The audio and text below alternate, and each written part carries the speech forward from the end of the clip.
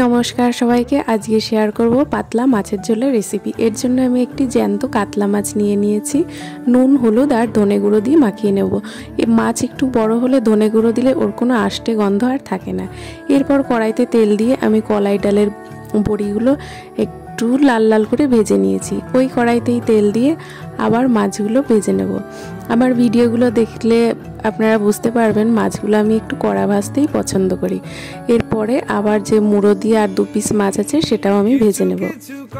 এবার আমি কড়াইতে আলুগুলো দিয়ে দেবো। আলুগুলো এখানে লম্বা লম্বা আছে কিন্তু আলুগুলো পাতলা, যেহেতু লাউ ডাঁটা আছে ওর সঙ্গে অ্যাডজাস্ট করে যাতে গলে যায় সেইভাবে কেটে নিয়েছি।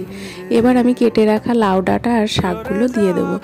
এই শাক থেকে জলটা বেরিয়ে শুকিয়ে গেলেই আমি পরিমাণ মতো নুন হলুদ দিয়ে আবার 2 মিনিট কষিয়ে নেব। তারপরে দিয়ে দেবো গরম জল। এবার ঝোলটা একটু ফুটে উঠলেই কাঁচা লঙ্কা আর ভেজে রাখা বড়িগুলো দিয়ে দেবো। সমস্ত কিছুই গলে গেছে। এবার আমি তরকারিটা ফোড়ন দিয়ে দেবো। শুকনো খোলায় 1 চামচ মতো জিরে নিয়ে সেটা আমি গুঁড়ো করে রাখবো। এবার আমি তেল দিয়ে তেজপাতা আর সামান্য জিরে দিয়ে ঝোলটা ঢেলে দিলাম। এবার আমি মাছগুলো দিয়ে খুন্তির সাহায্যে ঝোলের মধ্যে সব ডুবিয়ে দেবো। 2-4 মিনিট ফুটে উঠলেই ভেজে রাখা জিরের গুঁড়োটা দিয়ে দেবো। খুব সুন্দর একটা গন্ধ বেরোচ্ছে। হয়ে গেল আমার একদম পাতলা মাছের ঝোল। গরম ভাতে ভীষণ ভালো লাগবে।